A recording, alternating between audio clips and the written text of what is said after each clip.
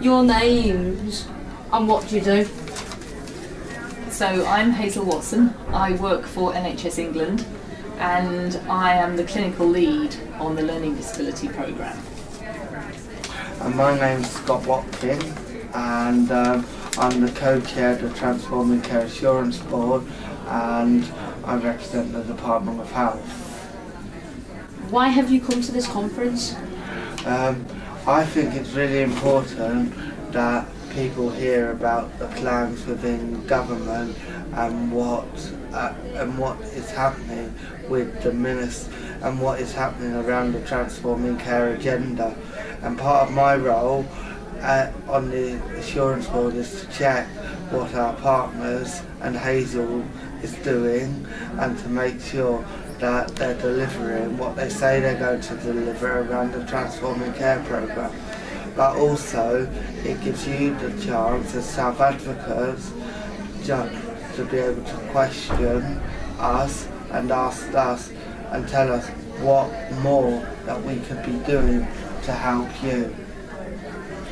So I'm here for all of that, and also because it's one of the biggest, most exciting conferences. It's one of the only conferences that's actually led by self-advocates, so I'm an invitee here, and I really appreciate that, and I appreciate being able to hear what people have got to say, and to be part of such a joyful time.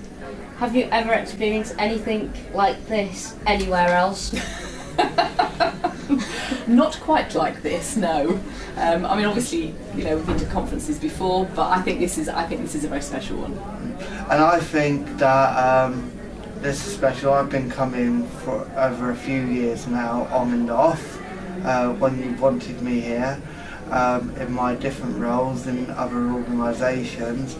But I think that actually there's no other conference like this in the country, and that actually you really lead by example as a conference, and you're really powerful in the way that you can take us all to account.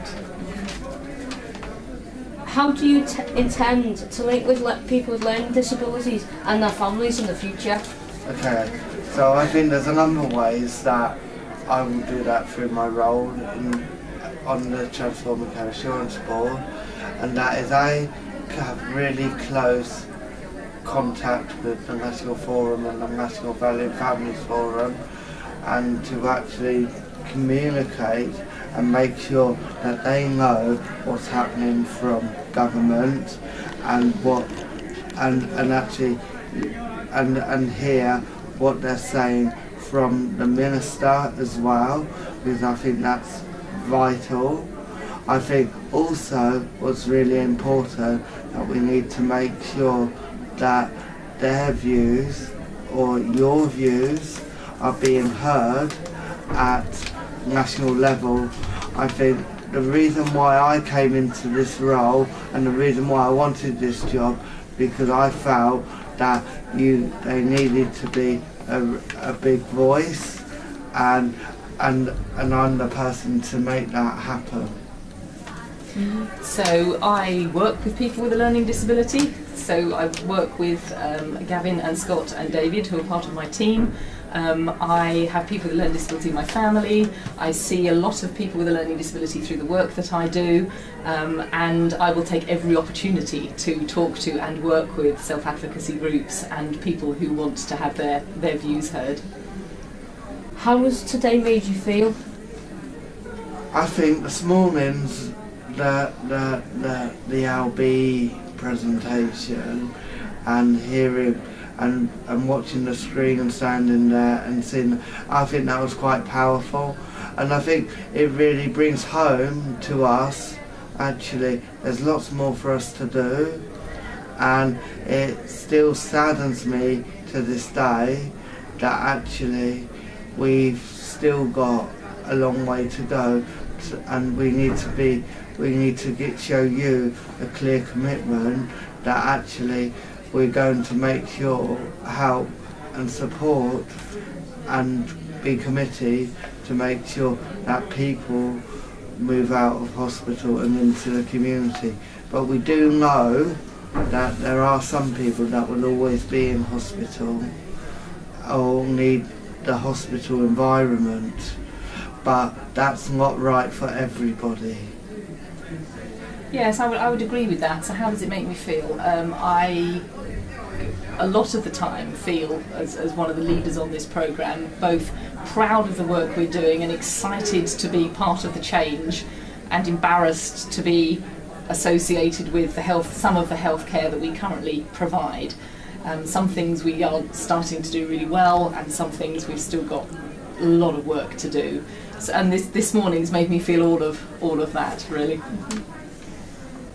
What are you taking away from today? So, what am I going to take away from today? Well, actually, I'm going to take away the feedback that you all tell me today. I'm going to make sure that Alistair Burke, the Minister, hears this in a strong message, and also I'm going to make sure that all my colleagues on the Assurance Board and I'm going to make sure that everybody has the responses that they need from today, and I'm personally committed to make sure that that happens. Yeah, I would agree with that. It just redoubles my determination that we have to get this right. You know, there is so much skill and opportunity in the room that, you know, actually we have to do better than we're doing. And I also think it's about, actually, I've never been in an assessment and treatment unit, but I've visited, and when I did visit, and I've listened to families, and when I've listened to families and I've visited places, actually I've come away crying, because thinking, actually I've had a really, really good life, although I know I've struggled with services myself in the past, but actually this is no place for somebody to be. So actually I'm really passionate about making sure that change happens. Mm-hmm. Do you have anything else you would like to tell us? There are lots of things lots of things to say, but really the message is we know we have to do things differently, we have to improve things, and we are absolutely committed to doing it. But there's a lot that needs changing and a lot that needs improving. I think the biggest thing that you can do for us is actually keep telling us, keep banging on our doors, until we're blue and telling us till we're blue in the face that actually this needs to change, because that's really, really important. But also I think that actually we need to make sure that we're always telling you that what's happening, especially with the building the right support, and all the work that NHS England's doing, but also government have that link as well to make sure that they have that responsibility to make sure that your views are being heard. And I think that actually you need to carry on talking to me about this and your views. Yeah. Do you want to take a question out, each out the cookie dip and read them out and then answer them? Now you've got me, I'm thinking. Don't worry, you'll be fine. Okay. How many new friends have you made at conference? And you have got to answer that. You read it out and then you answer it. Okay, so how many new friends have you made at conference? Wow. This is quite easy, because actually I make lots of friends when I come to the Northwest. You're all so friendly, so welcoming, and I was really touched by last night when Lynn and you all said about my wedding and congratulated me and Amanda. And actually I see you all as my friends in the Northwest, and you and and I see you as my allies. So actually, saying that how many new friends have I made? Wow, everybody here I see as a friend because we can all work together and make a difference. Oh dear. What is the last thing that made you laugh until you cried? What is the last thing that made me laugh until I cried? That's quite appropriate, isn't it, Hazel? Sorry. I can't think. I can't think. I don't know, probably some stupid television programme or some such. Honestly, I don't know how to answer that question. I couldn't think. But yes, laughing is very important. Laughing is very important. I think laughing is very important, and crying is really important. Yes. If you can't show emotion, and I show it all the time, but actually I think that as colleagues, I think we all show emotion at times, and actually it's just so, and I think that's really good. I know the thing that's going to make the team laugh until they cry. This is Gavin having just taken a video of me doing the exercise dances to start first thing in the morning.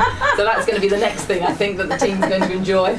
Well, I hope Gavin puts that on Facebook. I hope he doesn't. I'm sure I'll be sharing that.